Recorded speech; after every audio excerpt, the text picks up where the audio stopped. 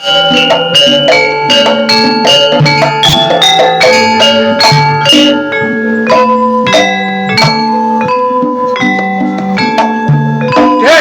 Wiguna. Yo Kang Kunco. Apa kon gak ngerti ana WC? Nek kon karo aku iso dadi wong sekti mandraguna, pilih bobot pilih tanding. WC sing tak tampa. On kudu iso golek wong sing nandang bobot kang tumbali nang Jurang Sewu. Kanggone apa Kang? Kanggone tumbal nang Jurang Sewu supaya kon dadi wong sing pilih bobot pilih tanding.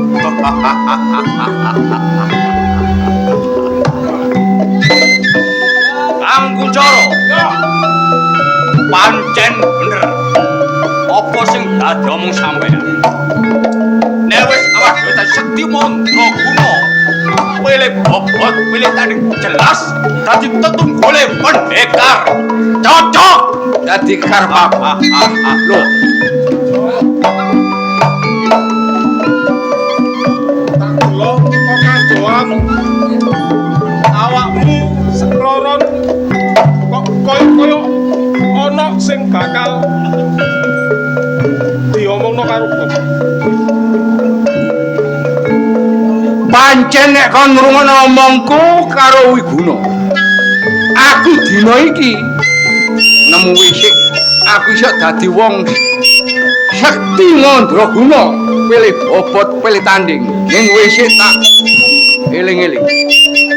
Aku kudu iso golek wong sing bobot 6 wulan gurung sampai lahir. Gawe tumbali ana Jurang Sewu. bener, Pak. Pancen bener.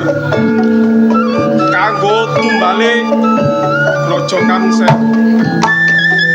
Iki engko awakmu sakloron kudu iso goleki ponang jabang bayi sing gurung lahir. Sing isih ana ning kandungan. Dinggo tumbal ana ing guwa grojogan Sewu. Terus kapan aku budal iki, Pak? Nek esuk sacepete ning sagurunge awakmu budal, Yo, Pak. bakal tak saloni Sangone apa, Pak? Aji Kawijaya. Gawe cekel-cekelan ning dalan, nek ana apa-apa iso kok gunakan. Umpamane dicegat wong iso digunakno ngono ta, Pak? Iso kok amakno wong bakal mikir. Bakal temokane pati nek iso, Pak. Bener. Wis saiki tonton ragamu bakal tak kei Aji Kala Cakra.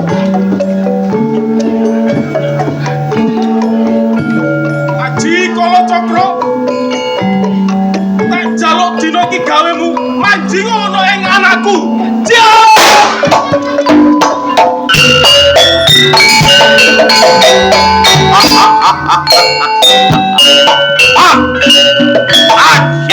Kala Cakra. Kaya-kaya abot sanggane, Pak. Umpamane, Pak, disebutno segara iki apa, Pak? Kok sebetno segara asat kok gepukno ning kono bakal joglung. Ojo kuwatir nek awakmu wis duwe Aji Kala Cakra. Ngono, Pak. Awakmu. Pak. Rika dadi wong tuwa aja manoyot mancindi.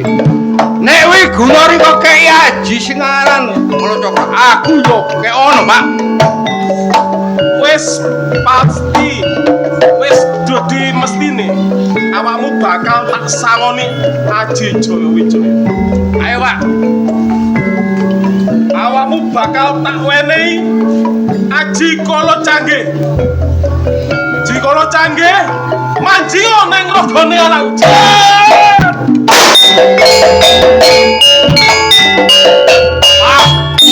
Bombo rasaning batinku sakwise nampa aji teko sampean. Tapi dina iki Rika ngomong nek aku iso dadi wong sakti mandraguna. Kapan anggonku budal golek wong nandang bobot 6 wulan. Ojo ate kesuwen dina iki golek tak dungak-dungakno iso kaleksanan apa sing dadi karepmu. Wiguna. Ya Kang. Retene dipalih karo bapak dina iki ayo. Pamit karo bapak. Pangestu Pak sing tak jaluk. Tak pangestoni. Dal. Ponakanmu bakal golek jamune tumbale kanggo guwa ya grojokan sewu. Saiki totno ponan. Ya Kang. Nyuwun pangestu nih Kang. Tak pangestoni. Wis anakku seploron budal golek gawe tumbale grojokan sewu. Saiki tak wat-watane teko kadoan.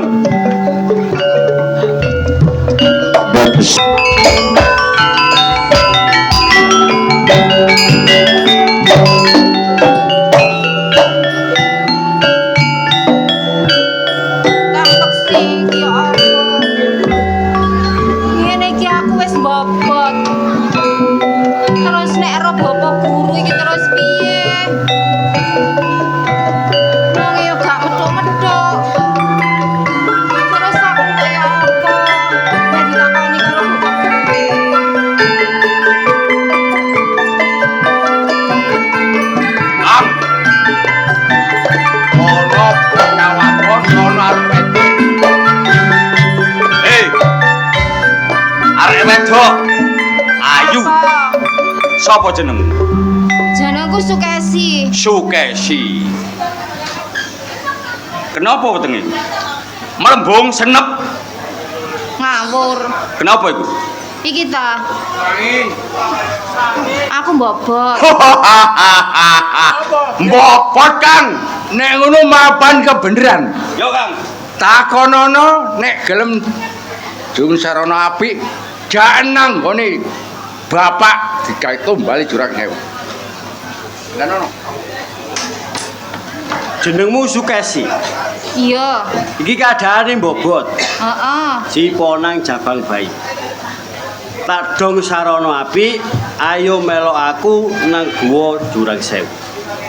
Ya moh. Tuh. Melok aku gak apa-apakno. Aku moh, aku ngenteni kakangku.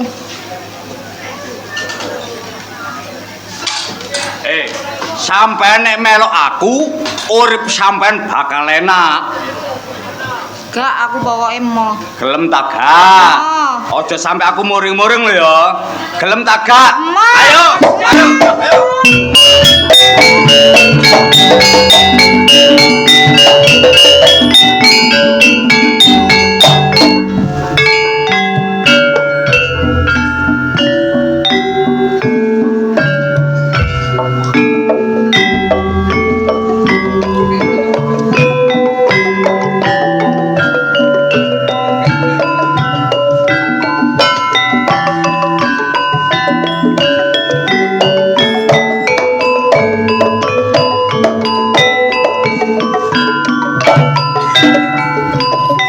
Antara suwi banget anggonku neteki meminta marang Gusti Agar Jagat.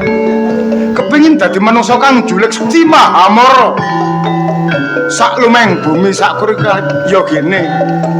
Tam-tamen jering jagatku eling marang bakal bojoku sing Sukesi. Ya apa kabar kawusanan?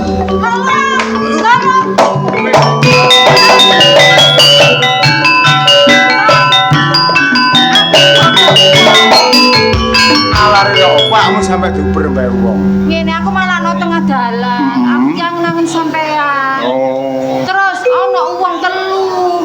Aku dipeksa, Kang. Nek ngono minggir, Dik. Tak papate lakune.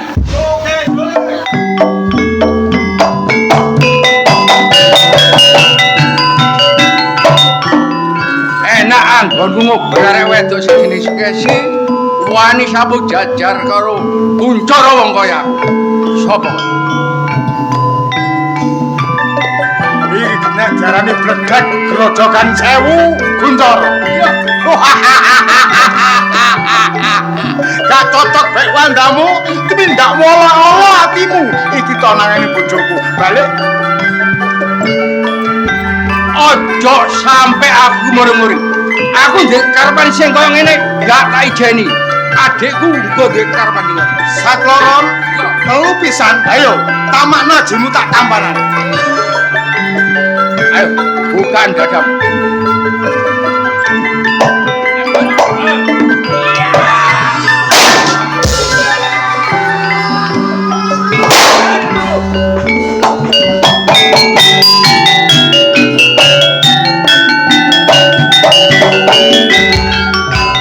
Sugasi.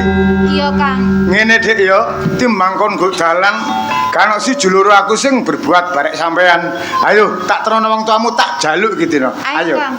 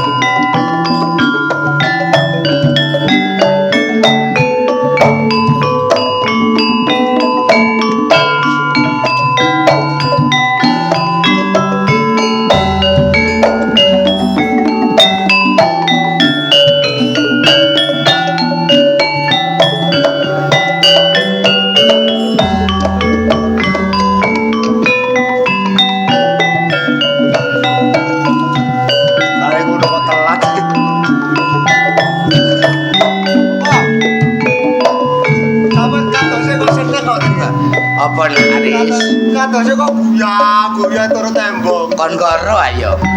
Mari oleh undian. Lek kon mang gak oleh anak. Mboten harus oleh, Pak. Apa kuponmu gak mbok suwono nang bapa mang?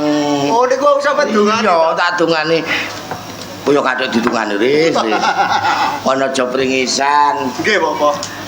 Murite bapa mek karek situ awakmu tok. Mula cara sekabehing penggaweane sing ngatasi awakmu. Nggih, leres. Kira-kira awakmu sik sanggup ta melok bapa? Nggih, tasik sagak. Oh iya, ya kudu ngono nak. Merga wong urip iki lek gelem golek ilmu nak. Uripe bakal mulya lan mukti. Ati uripe ora ngawur. Duh, tekan ndi?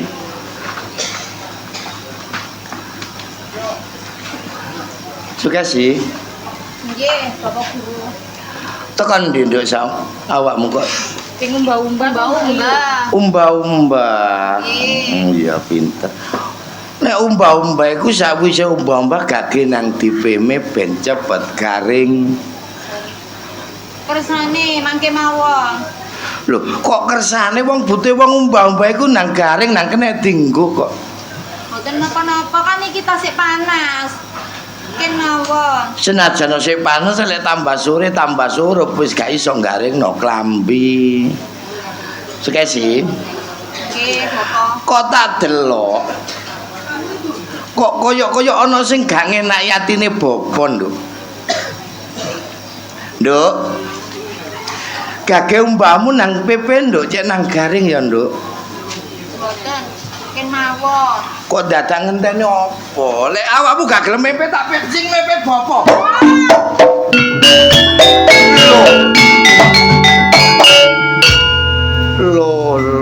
Lo jagat Dewa Bathara, Nduk. Nggih, Bapak. Kowe iki putraku. Kok dadak kowe durung palakrama saiki kok mbobot, Nduk. Nggih, Rama. Kami durung kawin kok mbobot to Mbak Yu ambek sapa? Karo pacarku. Kowe pacar ambek oleh pacarmu. Nggih. Kok kaya ngono nduk luput saka kudangan awakmu. Kudune awakmu ngerti pranatan urip sing kaya apa. Lek wong kaya ngono iku kudune sadurunge kaya ngono iku kudu nikah dhisik, rabi dhisik. Ora kok dadak meteng dhisik baru rabi. Lah ngene iki lek didelok para kawula daya penduduk lak isin bapa nak. Kaya-kaya gak iso mulang muruk nang awakmu, gak iso ngekeki contoh sing apik marang awakmu. Ayo. Gage kondo. Sapa pawongan sing duweni tumindak kaya mengkono?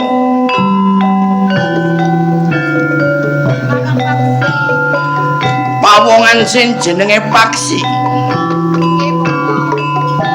Umpama yen wis kedadean kowe mbobot, pawongan iku gelem tanggung jawab ambek bobotamu apa ora, Nduk? Gelem tanggung jawab. Kudune lek pawongan duweni tanggung jawab, Nduk. Sadurunge awakmu bobot, kudune matur nang bapa njaluk awakmu terus tak restoni baru kowe iso bobot. Sukesi. Yen nyata-nyata pawongan sing jenenge Paksi ku mang tanggung jawab. Gage, atur nang ngarepe bapa.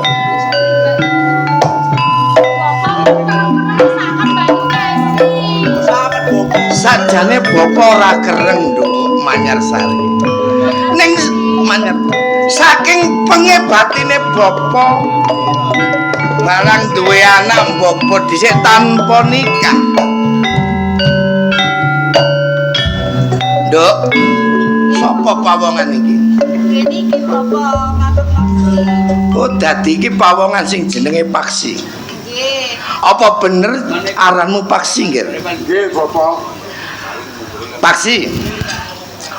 Apa bener awakmu sing ndadekno putraku iki mbobot? Nggih. Temen, Nggih. pancen menungso ora duwe tata krama lan duga, ora duwe pranatan kowe iki.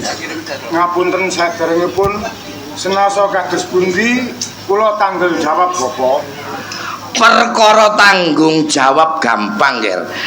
Ning angger-anggere bebenere wong urip, kudune sadurunge awakmu gawe bobot anakku, kudune awakmu njaluk anakku nang aku, kok ndadak mbok bobotno dhisik.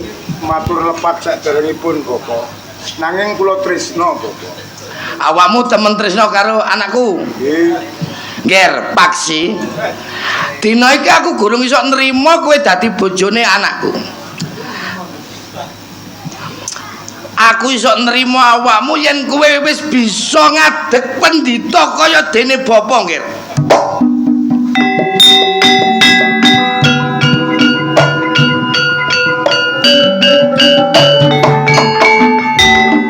Bapak, Ya, Ger, Paksi. wonten naos kados pundi kula trima. Nggih.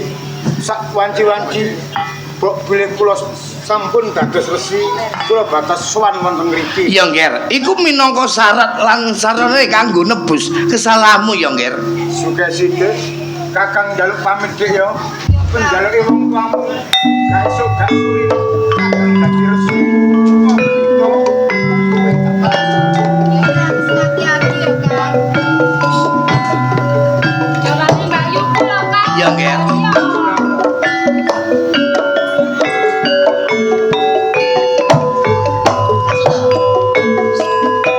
Sukesi.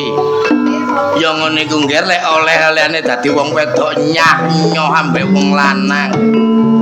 Ngoten sih Bapak nek ngomong kok nyanyi-nyanyi ulang-ulangane Bapak kuwi. Ora kok mokal. Kedadane kaya mengkono apa ora jajal? Kadene Bapak kene ngono Mbak Yu. Dadi anake bapak ning ke umpama keruan para penduduk ndane wirange bopon. Manyar Putih. Dalem Bapak. Kok sajae kowe uga ora kepenak ana ngarepe bapa, nggih. Bapak aku tangan coba lah. Oleh. Kok bisa tak kirane Bapak Mbak Yu. Lho iki hakim apa kate ngadili bapa? Bapak tahu nama apa ora? Ya taun, Nduk. Bapak tahu seneng karo wong wedok apa ora? Ya tau lho. Ning umpama Manyar Putih duweni rasa seneng karo wong lanang ngono piye? Lho, ya lumrah, Ger. Ning wong lanang iki ora ana ning kene lho, Bapak. Dadi Manyar Putih wis duwe rumangsa seneng karo bocah lanang. Bocah iki bagus banget, gede dhuwur kulitane iki resik. Neng karo aku tresno, aku disayang-sayang ngono lho, Bapak. Kaya ngono, Nduk. Masalah, Nduk. Seneng rasane batine Bapak lek kaya ngono. Lah terus bocah neng ndi? Golek ana, Bapak, aku gak ro papan dununge. Wedan kowe pisan. Lho, aku lagi kayuyon kok ya. Senajan kowe nandang kayuyun marang liya, ning kowe ora dununge terus Bapak njur kepiye, nggih? Dibubarno wae padepokan, golek ngono wae kok ya ora iso. Manyar Putih. Kowe seneng ambek bocah lanang iku? Iku pedhok neng ndi, Nger? Nang impen. Lho, ora edan pindho piye? Lah wong pedhok bocah lanang nang ngipi kok bapane kongkon goleki iki ya. Apa kok kudu digoleki, yen gak digoleki aku gulung-gulung ning kene. Umpama kowe, Nduk, ora iso urip bebarengan marang priya iku piye? Tak entengno patiku, Bapak. Luwe becik kowe itu mekaning pati.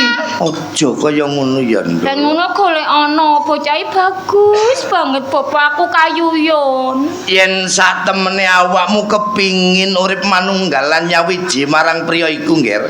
Dudu bapa sing golek. Sapa? Ya awakmu dhewe. Aku. Iya, Nduk. Kaya ngene iki, Bapak. Engko dhisik.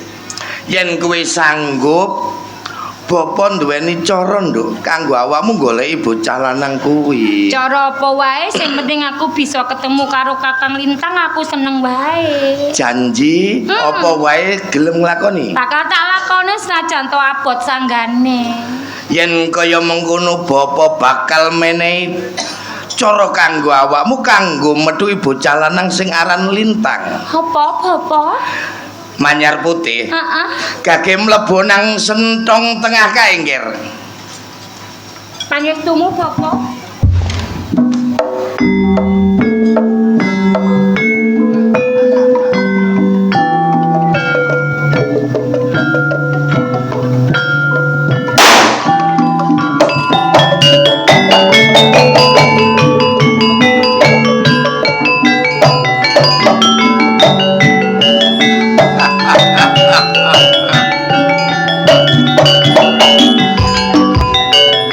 Manyar Putih. Sinten Bapak? Bapak. Iya, Nduk. Kuku korek. Menika sinten Bapak? Aris. Nun, nggih. Iki ya anakku si Manyar Putih. Bapak. Lah Iya, kok Nduk. kados ngeten Bapak. Iki engko kowe bakal ngerti dhewe ya, aja Kaya garah. asu. Lumaku kok kaya ngene ta, Bapak, ora penak. Manyar Putih. Bapak. Kowe mau kondo syarat apa wae sing tak wenehno awakmu kanggo goleki bocah lanang sing mbok tresnani, kowe sanggup. Aku sanggup, Bapak. Aku kepingin banget ketemu karo Kakang Joko Lintang. Kowe kondo mlakumu ora kepenak ya iku, Nduk, syarate. Terus Yen kowe kepingin mangerteni ya apa sing dadi praupaning wajahmu saiki deleng. aku pengen mangerteni wandaku sing saiki no, Bapak. Delok ning epek-epeke tangane Bapak. Sopo awakmu? Bapak.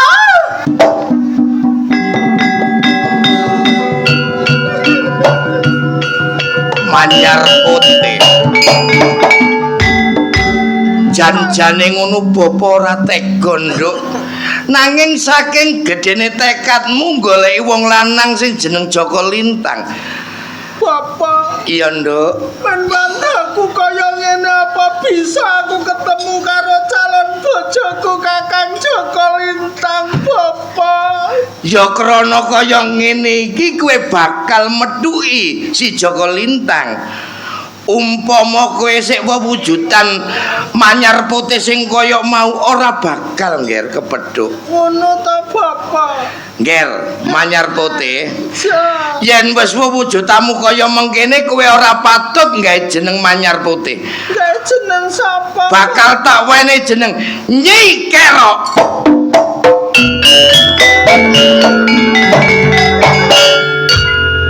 Jenengku boleh Nyi Kerok ta, Bapak? Iya, manyar putih. Apa-apa, kapan aku mbok ideni budal doleki Kakang Joko Lintang, Bapak? Nggih, Kerok. Ora kepara suwe saiki gage nang budal ya, Nger. Jaluk pangestumu ya. Tak pangestune, Nger, muga-muga nang kepethuk pawongan sing mbok tresnani.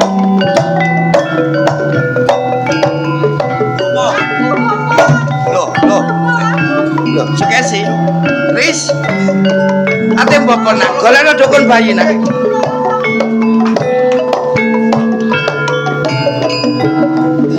Pacobane urip sing kaya mengkin.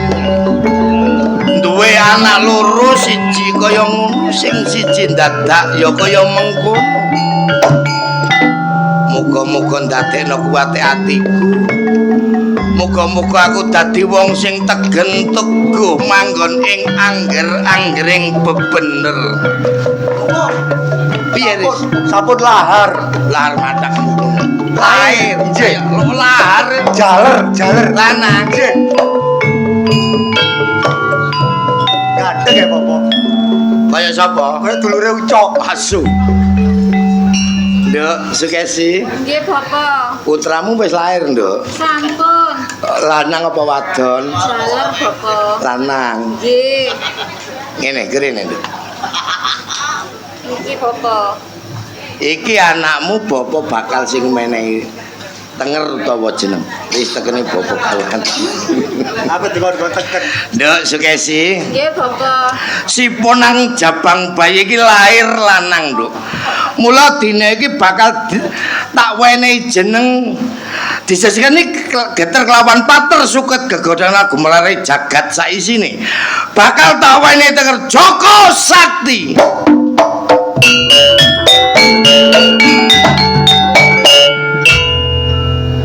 Sukesi. Nggih, Bapak. Kene Riz tekene Riz. Anakmu wis tak wenehi tenger Joko Sakti. Mula gage ayo nang mburi nduk, godhogno banyu gege ayo didusi banyu gege cek nang gedhe ya, Nduk. Ayo Riz. Monggo.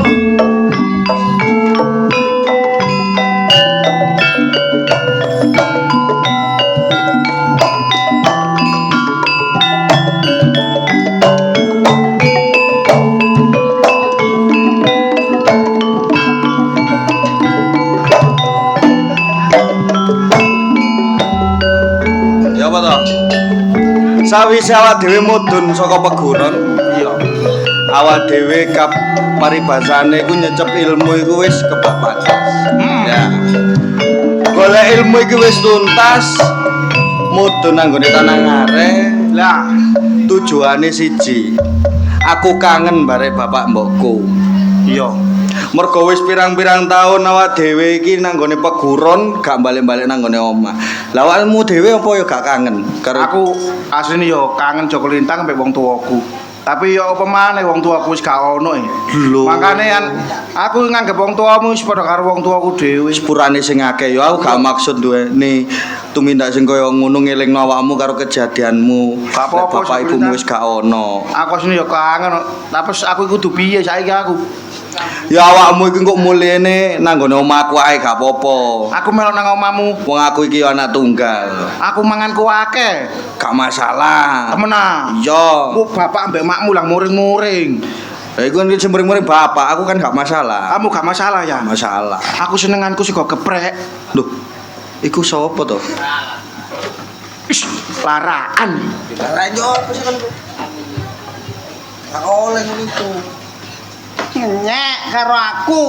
Ya gak ngenyek wong disawang tutuk adon wis ketok. Nek kamu adalah siluman laraan.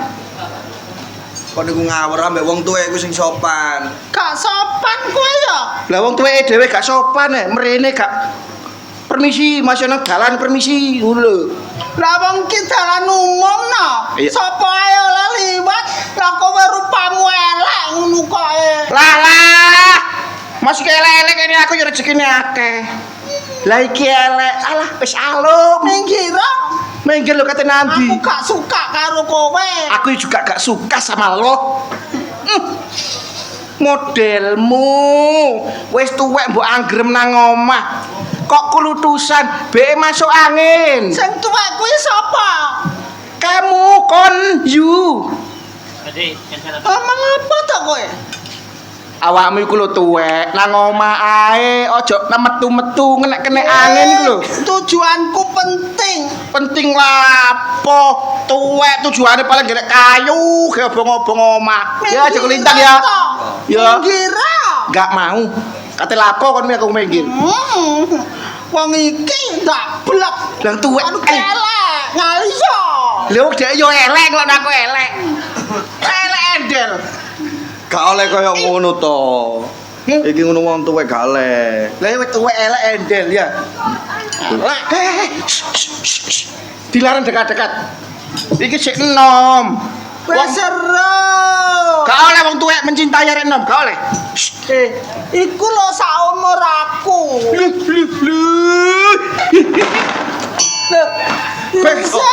Aja direk-rek raine. Ya temen kon kok raine. Iku padha karo aku. Lho, iki ya apa sih wong kirek? Kowe gak ro to? Ya jelas lho, iki tuwek iki sik enom. Bagaikan langit dan bumi. Lho, Sing langit sapa? Sing bumi sapa? awakmu nisore bumi, iki langit. Lho, Ngenyekmu. awakmu nisore bumi. Kowe sak nisore tungkakku kok aja. Sik mambu lemah. Yo, ngenyek. Minggir aku tak kenalan. Hati-hati Joko Lintang Baby Thanos. Ngene, kowe iki sapa? Aku nyikero arek ganteng. Oh. Aku ndoleki kowe anjene. Lho, Masa kowe lali karo aku? aku ket biyen iki gak duweni kanca. Jenenge Nyikero iki gak duwe ya ket iki kenal. Lala kowe gak ngaku to. Aku pengen aku. Kowe iki lho. Joko Lintang, Lha apa? kon wis berbuat gak ambek wong tuwek iki ya. Wah, bahaya kon. Aku ket biyen urip nang ngone peguren ambek awakmu. Kon meneng-meneng tiba sene wong tuwek.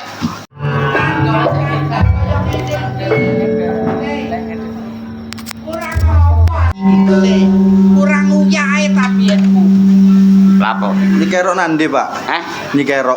Dadi kon celulu iki ndeleki nyikerokmu. Iya, Pak. Lintang. Aku takon sak kecap ae, Pak. Awakmu waras. Waras, Pak. Sehat jasmanimu, Sehat. sehat rohanimu, Sehat, Pak. ndelok pandangan gak blawur. Yo gak Pak citah mudun teko peguron. Katarak, Pak. Tambah pinter yo cek sehat ngene. Cek sehat. Dadi kon takon kerok.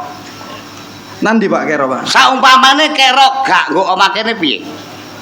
Yo coba wong ikut Nyikero iki pacarku lho, Pak. Dadi kon tetep ngeboti nyikerok. Ngeboti Nyikero aku, Pak. Kerok tak usir teko omah kene. Lho, Pak, kok mentolo sampean, Pak? Duh, Lakon kok dilintangi. Asih dele pacar ya mbok delok-delok lek kok kebangetan. Lampu teko kudangan. Mbok, bare Bapak. Iya. Sampeyan gak ngerti sapa sejatine Nyikero.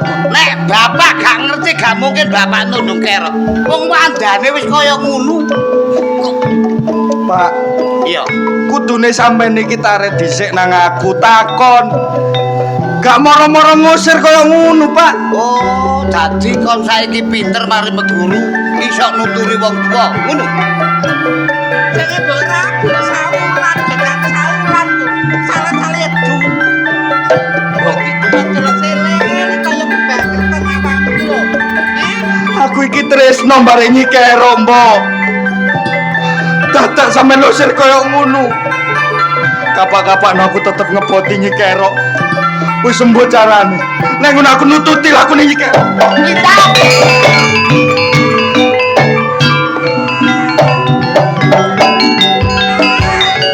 Iki kepiye sih, Pak? Rek kok kaya ngono Wis aja bengok-bengok, aja jerit-jerit. Lah ya apa sih, Pak? Iki bengi usume wong turu. Balik. Apa? Lek, Apa? tak kira Joko Lintang ambek nyoleh londo kok gak ono nandi nang guri. Tibane kon ambek Joko Lintang ya padha peleke padha pikune. Apa? Awakmu ya koprak. Sing Joko Lintang gawe pacar kaya ngono awakmu kok yane karo suwi iku lho. Maksudnya sampean iki ya apa? Arek loro saiki lho nandi. Nyingkre. Kerok Mah. tak usir Joko Lintang nututi Nyi Kero. Nawemen, Rumangsamu bapak iki rumah sakit ngono. kebacut. Lah kebacut e. Sampeyan iku dadi wong tuwa. Mbok yo ngerti karepe anak. Dadi wong tuwa kok gak iso dadi wong tuwek. Ya apa sih sampeyan iki wong loro? Kok iso tutur-tutur kaya ngono kok. Anto. Masalah perkara ini sangat sulit untuk dijelaskan. Kok iso sulit dijelaskan? Sampean nek ero sejatine nyekero. Lho, kaget semaput sampean. Apa to? Paling inalilahi. Nilai nyekero iku ayune 7 provinsi. Lho, kaya temen. Gak tember-tember ayune. Lah wong awakmu ambek Joko Lintang kancane ya mesti mbok belani. Iki ya opo e? Aku kanca iso belani kok sampean wong tuwa gak iso belani iku lho. Anak luput teko kudangan. Terus Nek duwe calon mantu sing wandane kaya ngono isini-sini. Diwasno wong kampung, dane longgo kuwade, para tamu gak kolu mangan. dadi perkara iki sampean gak setuju. Iya, Sampean pensiuno dadi wong tuwa. lho, nek aku pensiun, awakmu sing pensiuni. Yo buyar mari kilo druke. Matamu. Setengah telu katene. Terus karepmu ya apa? Wis kakak ngomong aku tak tututane loro. Dadi awakmu ngeboti Joko Lintang. Saya jelas kanca kecilik sampean aja ketun. Budalo tututono, aku gak ngeboti awak. Yo wis. Oh, wong tuwek gak pecus. Nah, women. Apa? Wis aja kalau wong tuwek. Wong tuwek gelono. Mbokmu Piye ta iki piye? aja dipikir wanto Joko Lintang sakero. Terus Mosok budaya Gusti Kang Akarya jagat. Nek ancene nyiker iku wandane ayu, besok tetep balik ayu dadi gandengane Joko Lintang. ngono ta. Ayo nang omah ndedonga ambek salat.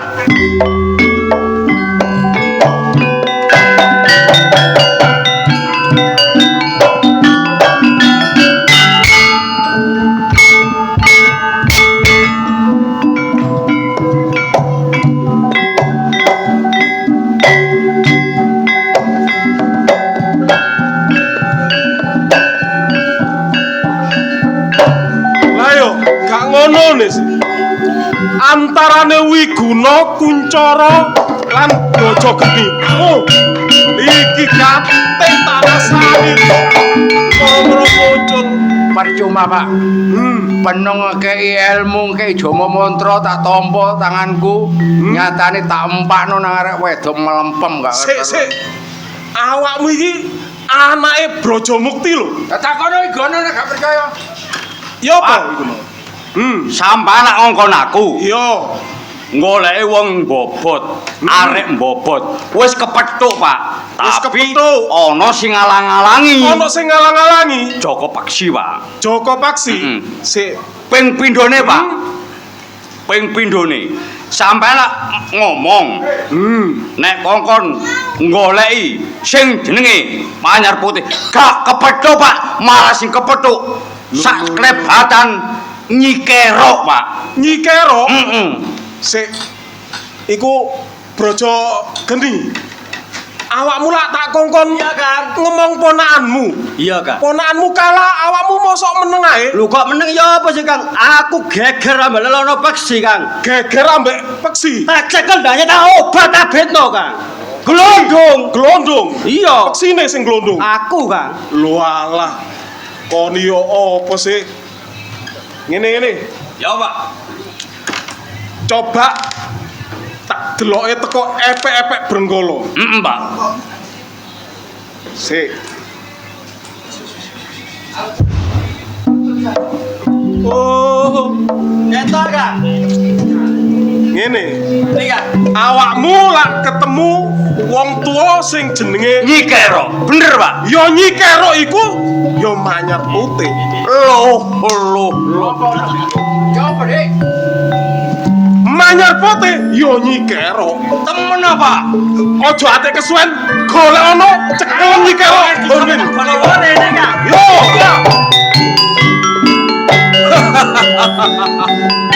Brajamukti kok kate diremen. Tak watot.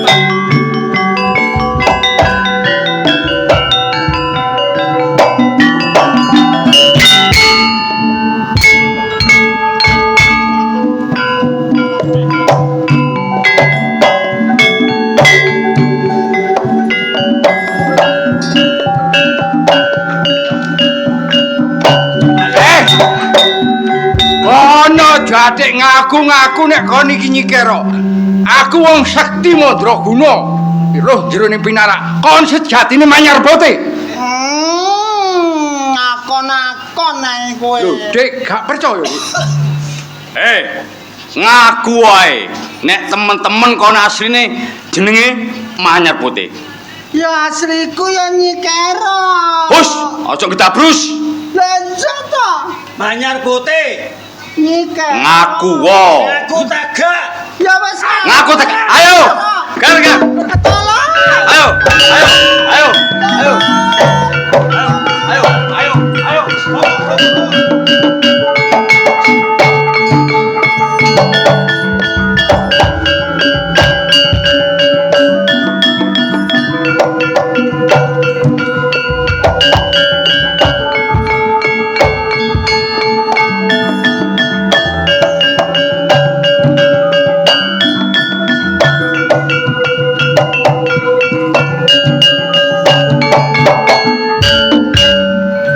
Yung, Iya, Nak.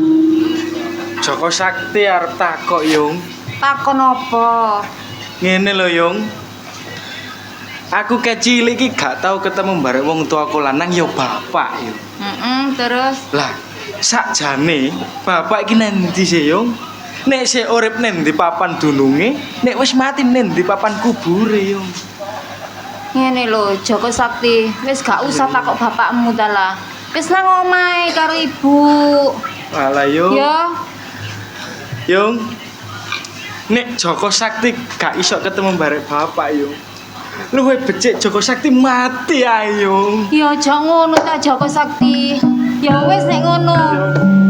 Awakmu kan ya wis gedhe. Iya. Wis wancine ro sapa bapakmu. Sejatine bapakmu iku lelono peksi. Lono paksi. Iya. Nuwun pamit.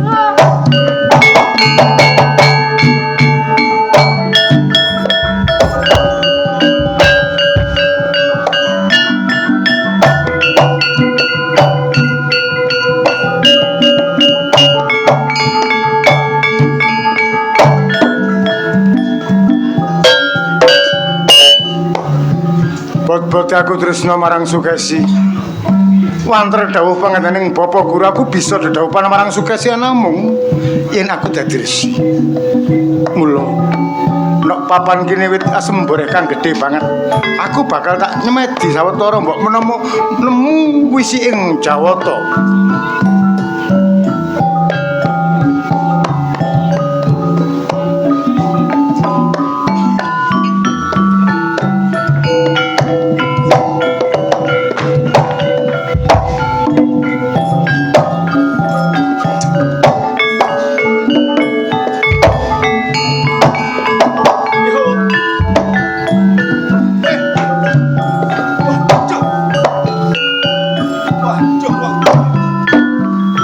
Aku njaluk sepuro. Aku gak ngerti. Gantengmu ganteng, sik muda ning ora ngerti duga. Wong lagi teteki dencak-encak, pencolat-pencolot. Jenengmu sapa to, Le? Joko Sakti. Tumindak munalisir saka angger-angger bener. Suba seta ora bisa ngenggoni. Blegermu menungso ning wujud kethek kowe.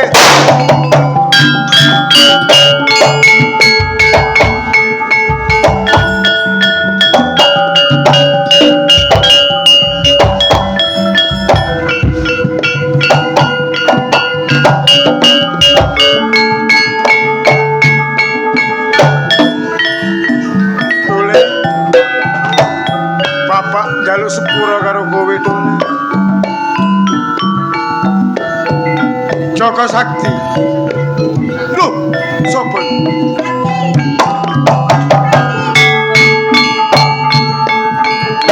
sampean.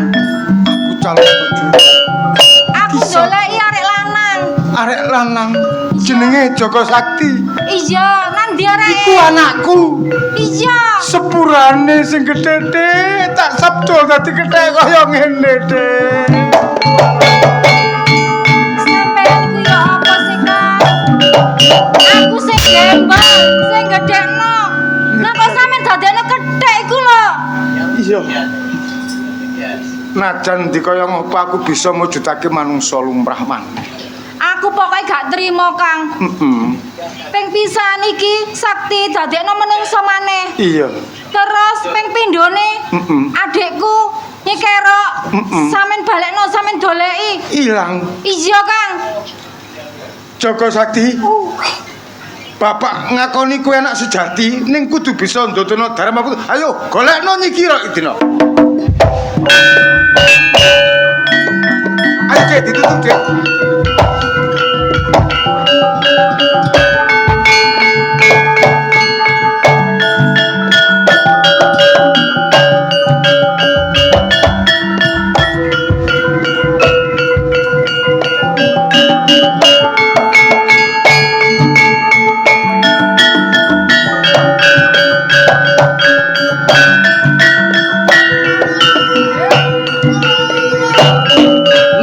Gelem ngaku sejatine awakmu sapa? Manyar putih gak nganti aku eret-eret awakmu. Ya bener aku. Tetep gak ngaku ae jenenge.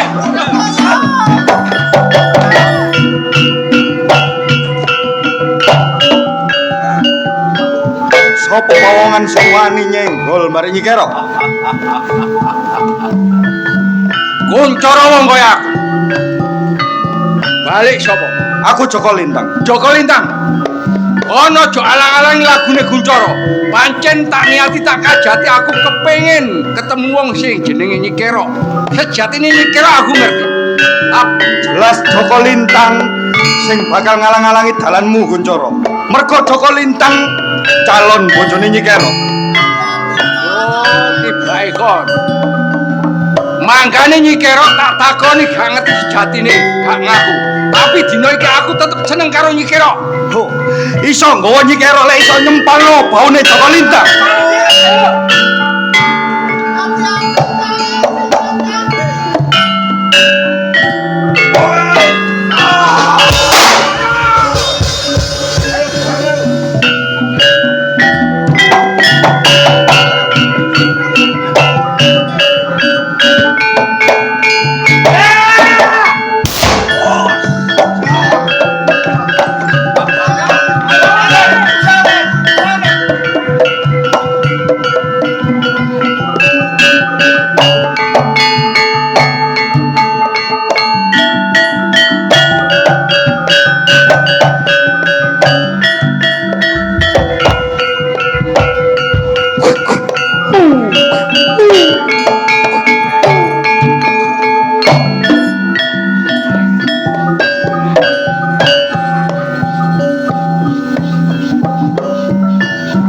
Joko Lintang,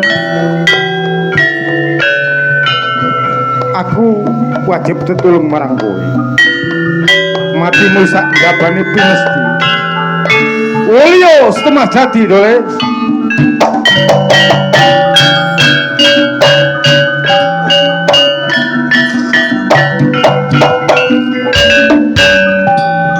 Kowe sing nulungi aku ta.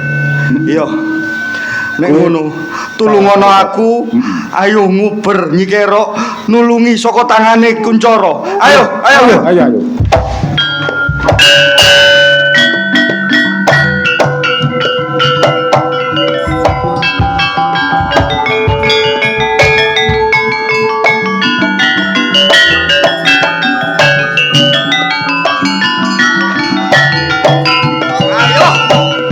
Papan kene, papan sing terakhir.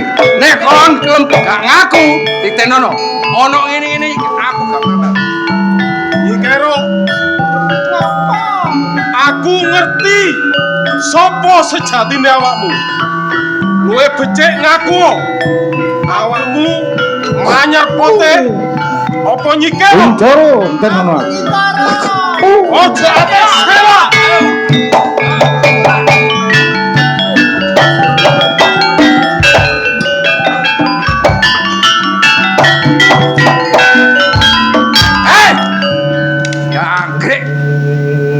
Ono monyok ngalang-alang aku di Kuncoro. Tak jalur Nyi Kerok. Gawe. Tuh.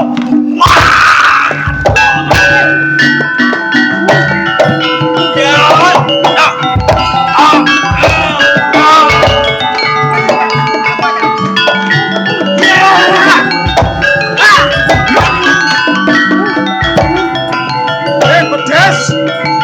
Awakmu wis mateni kabeh anakku lan adekku. Saiki iki lho. Limon.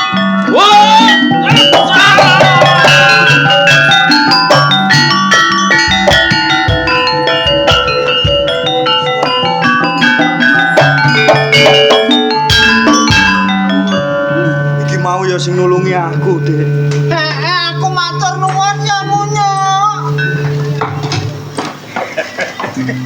Munyu iki lemon. Kakean mangan. Joko Sakti.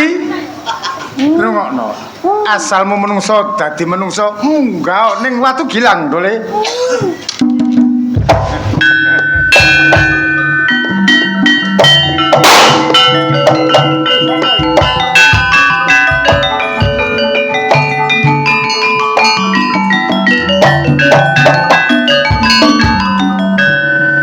Kae sapa? Kula Joko Lintang. Joko Lintang. Calon bojoku. J. Iki calon bojomu. J. Kowe priya kang utama tulus jroning jagatmu najan rupa kaya ngene kowe tetep gelem nglakoni omah-omah. J. Nah, lah iki sapa iku gumrutuk iku? Oh, omong-omongan kabeh. Ayo ta munggah to. Papa. Nang rene to. Bulet ae kowe. Jadi anakmu kuwi. Heeh. Apa? Ya Nger, Joko. Mbak Yu. Ngesaken kali nyekerok ya. Dipun waliaken riyen. Nyekero. Heeh. Piye nduk wis petuk bocah lanang sing mbok tresnani? Kowe petuk. Ya. Yen ngono gage kowe mlebu nang sentong tenan balik dadi manyar putih, Nger.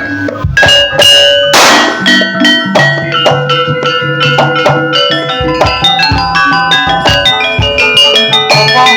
Iya, Nger, maksi. Kula sampun isyarat panjenengan kula ayahi kula sakmenika dados resi. Terus Yen. iki kalih Dik Sukesi kula ngesaken kali anak kula si Joko Sakti. Lah awakmu wis nyata-nyata madeg dadi resi kowe tak lilani rabi karo anakku Sukesi. Nduk, Sukesi iki bojomu, Nduk. Manyar putih sing dadi klanengamu sapa kae? Ya Joko Lintang. Joko Lintang. Popo Iya, Nger. panjenengan kang sepuh minangka saksi. Bok beli sampun tempuk kali Iya, ing Nger. Sambikala. Wangsul wonten Padepokan, Heeh. monggo nyasak alas Kalongan. Iya, Nger, ayo ayo. Tegesipun kalongo dosane sing nanggap, kalongo sing nontok, kalongo ludruke.